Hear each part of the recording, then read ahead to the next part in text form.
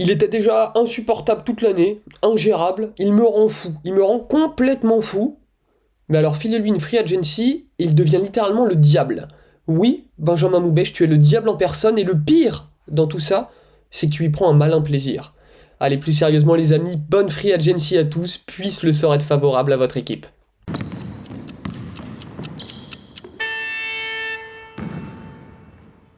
Mesdames et messieurs, bonjour, je suis ravi de vous retrouver pour ce nouvel épisode du Carton. J'espère que vous allez bien, la saison NBA est terminée, les Denver Nuggets sont évidemment champions NBA, mais le travail ne s'arrête jamais chez l'analyste et surtout pour le petit Benjamin Moubèche qui est avec nous. Comment ça va mon Ben?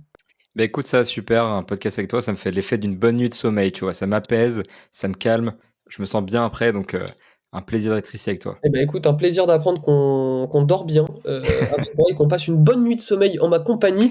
Ben, c'est ton moment. Les gens commencent à le comprendre. Là, c'est vraiment le God Mode activé pour l'ami Benjamin. La Free Agency a donc démarré il y a un petit peu moins de 24 heures au moment où on enregistre cet épisode. On enregistre le samedi 1er juillet sur les coups de 16 heures, donc ça fait pas encore 24 heures. Mais on va vous débriefer tout ça et évidemment, on va pas pouvoir vous débriefer tout ce qui s'est passé. Il y a tellement de contrats, tellement de joueurs.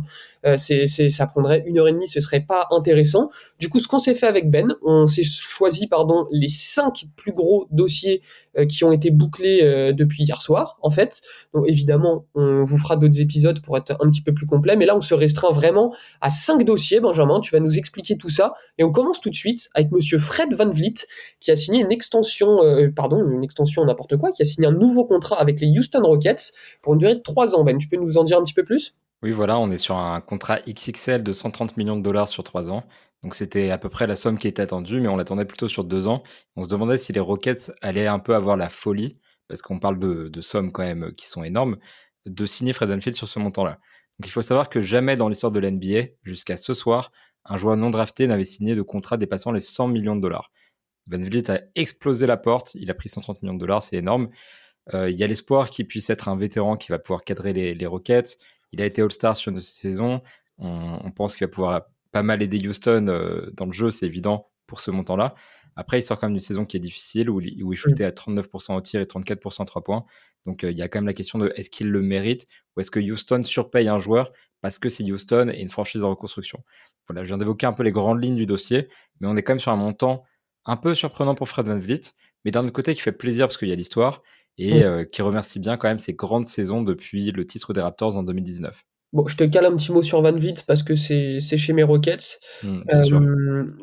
On va pas débattre sur le fit, même si je tends à penser que c'est pas le fit idéal, même si ça reste un excellent joueur, comme tu l'as rappelé. 130 millions sur 3 ans, oui, ça paraît beaucoup, et oui, c'est beaucoup. Fred Van Vliet, peut-être même un petit peu surpayé, on va pas se mentir, mais en même temps, les Rockets avaient clairement la place pour Mmh. faire ce genre de signature. On savait que c'est ce qui allait arriver. Si c'était pas sur Van Vliet, ça aurait été un autre. Hein. Voilà, on avait la place. On avait besoin de ce meneur vétéran. On allait le chercher. C'est sur une durée de 3 ans. Bon, écoute très bien. Voilà, moi, je suis pas mécontent de cette signature personnellement. Les petits fans des Rockets là qui nous regardaient, dites-nous ce que vous pensez de cette signature de Fred Van Vliet. Du coup, du côté de Houston, mon Ben, on enchaîne. Chris Middleton, là pour le coup, c'est une extension de contrat de 3 ans chez les Bucks. Oui, voilà, c'est ça. Enfin, c'est une prolongation parce qu'il était agent libre cet été en Ouais. l'occurrence, mais c'était assez attendu parce qu'il sort d'une saison qui était, relativement compliquée.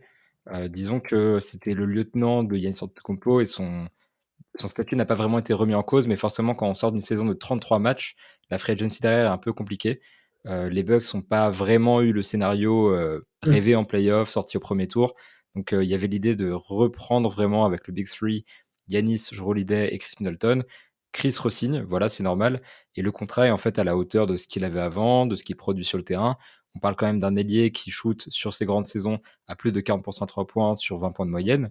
On parle d'un champion NBA qui a joué un rôle majeur Joueur dans le titre essentiel, de Milwaukee. c'est le lieutenant de Giannis, quoi. Le numéro 2, c'est clair, et Oui. un triple All-Star, mine de rien, il faut souligner ça aussi.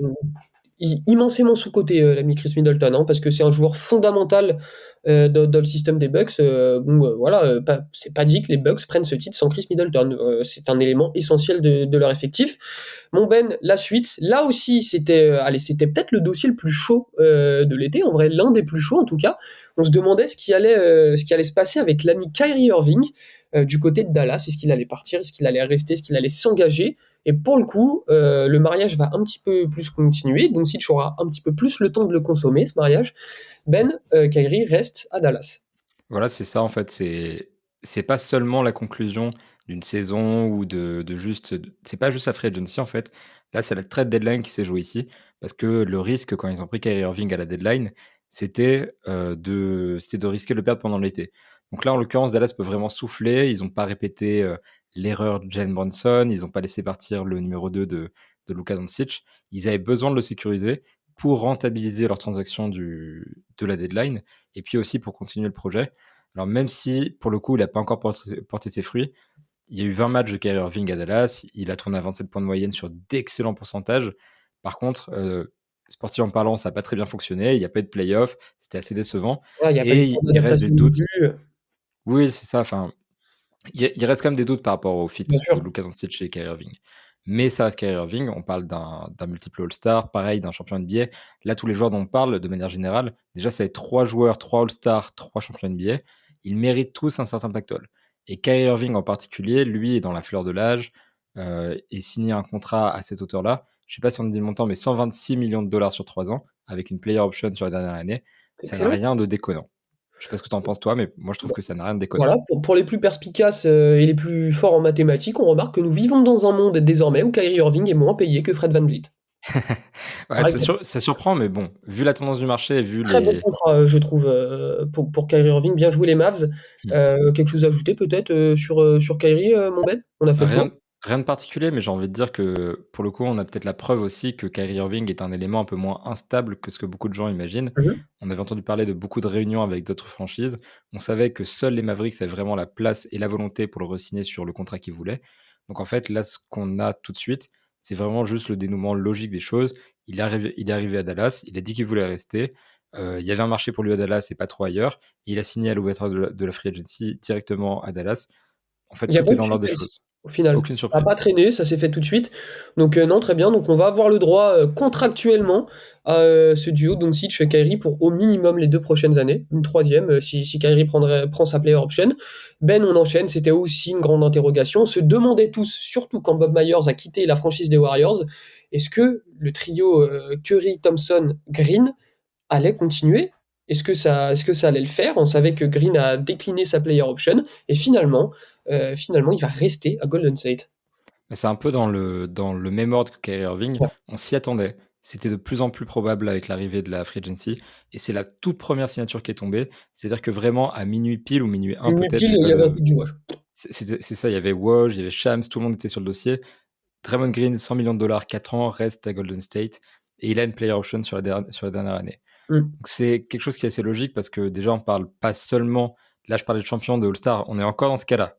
Voilà, c'est que ça les On parle profils. même d'une dynastie en fait. C'est ça, on parle du pilier défensif d'une dynastie, on parle d'un ancien Depoy, d'un quadruple All-Star, quadruple champion, qui devait pas être séparé de ce trio avec Curry et Klay Thompson.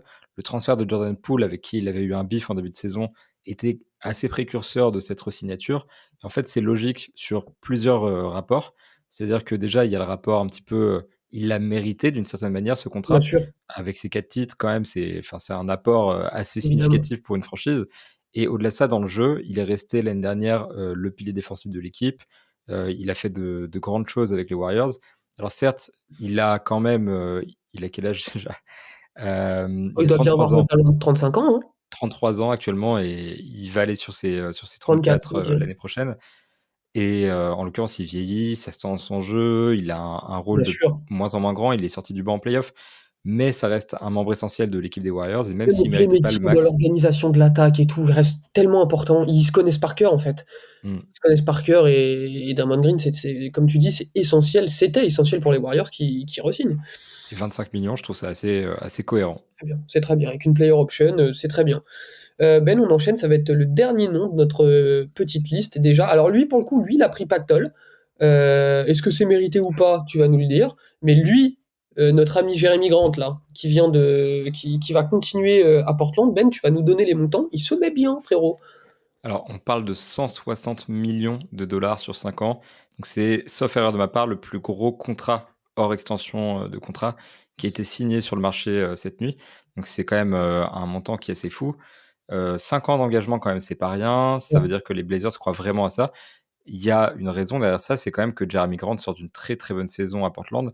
Il a été transféré l'été dernier en provenance de Détroit et en l'occurrence, il était assez attendu à côté d'Damian Lillard Mhm. dans un rôle d'ailier qui a un peu toujours manqué à Portland.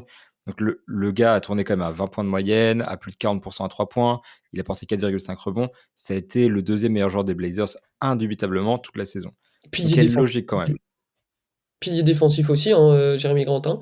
Ouais, Très, très important dans le système des Blazers. En plus, là, t'envoies un message quand même à Damien Lillard. Tu lui dis, frérot, regarde, on te signe des lieutenants, on les fait rester sur le long terme. Attention à ça. Ça aussi, on en reparlera. On fera un épisode spécial Damien Lillard assez rapidement, je pense, parce que ça aussi, ça risque d'agiter un petit peu et d'être la folie cet été. Ben, on a fait le tour. Je sais pas si tu veux rajouter quelque chose. T'as peut-être voilà, quelques petites précisions sur les autres noms qu'on n'a pas pu évoquer. mais sur Jeremy Grant, j'avais juste rajouté effectivement que on verra si ça calme les rumeurs autour de Damian Lillard, sachant que ça limite quand même grandement le cap des Blazers et leur Eh ouais. flexibilité sur les prochaines années. Si les Blazers sont vraiment engagés à l'idée de construire un nouveau roster compétitif, ça passera à partir de là nécessairement par des transferts. Et je peux comprendre aussi qu'on puisse percevoir le montant que touche Jeremy Grant comme quelque chose de trop gros, parce qu'on parle quand même d'un joueur qui, de manière générale, n'a pas vraiment le calibre d'une star. C'est-à-dire qu'ailleurs, il aurait sans doute pas ce contrat-là. Il touche ce contrat-là, notamment parce qu'il a Portland, qui est dans une situation très particulière et Mm. qui n'avait pas de meilleur agent libre sur lequel dépenser cet argent. Donc, je peux refermer cette page-là et effectivement me pencher sur les autres Mm. grosses signatures de la soirée. Il y a eu quand même beaucoup, beaucoup de mouvements et 2 milliards de dollars de C'est contrats qui fou, ont ce été chiffre, il est négociés. complètement fou. C'est ça. Bon, après, voilà, ça prend en compte les options, ça prend en compte les bonus, etc. Mais 2 milliards de dollars, c'est quand même pas rien. Et parmi eux, en l'occurrence, il y a des gars qui ont pas mal gratté. Kyle Kuzma, par exemple, 102 millions de dollars sur 4 ans aux Wizards, ce qui est un petit peu de surprise avec tout le mouvement qu'il y avait autour des Wizards. On s'y attendait quand même un petit peu parce qu'il y avait des rumeurs, mais on a du mal à vraiment comprendre le projet de Washington. Caris Levert qui prolonge aux Cavaliers pour 32 millions de dollars sur 2 ans, ça fait plaisir. On a Bruce Brown, et là c'est vraiment une grosse surprise, qui signe aux Pacers. Ça, c'était un peu attendu, mais pour 45 millions de dollars sur 2 ans, Il c'est est le bien paiement. aussi, lui, hein.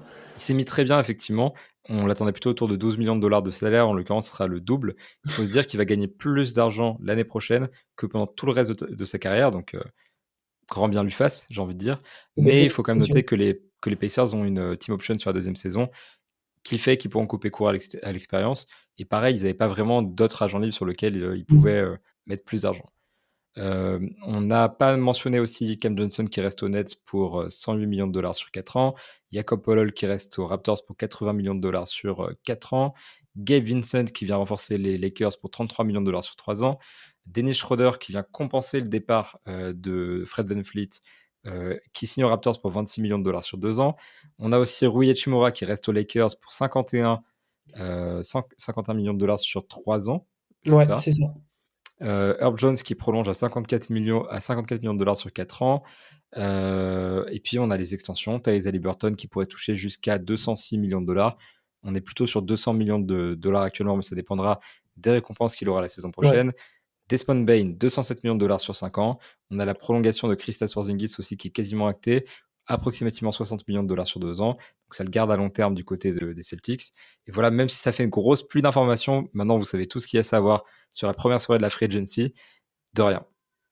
Eh ben, merci beaucoup. Ben, ça va tes chevilles là? Ouais, ça va, ça va. Non, mais voilà, c'était mon moment Rain Man un petit peu. C'était son moment. Voilà, il attend ça toute l'année, vraiment. Il attend cette petite pastille de 2 minutes dans cet épisode précis. C'est son moment. Il avait carte blanche en même temps. Merci beaucoup Ben pour toutes ces précisions. J'espère que cet épisode vous aura plu, que vous y voyez un petit peu plus clair. Si vous avez eu du mal un petit peu à suivre toutes les signatures, extensions, tous les trucs comme ça. On sait que c'est un petit peu compliqué si on n'a pas le net dans toute la nuit, n'est-ce pas Benjamin? Donc n'hésitez pas à nous dire en commentaire ce que vous avez pensé de cet épisode, ce que vous pensez de ce début de Free Agency. Laissez-nous une petite note sur Apple Podcast et sur Spotify, ça nous aide vraiment énormément. Ben, nous on se dit à la prochaine, prenez bien soin de vous. À très vite.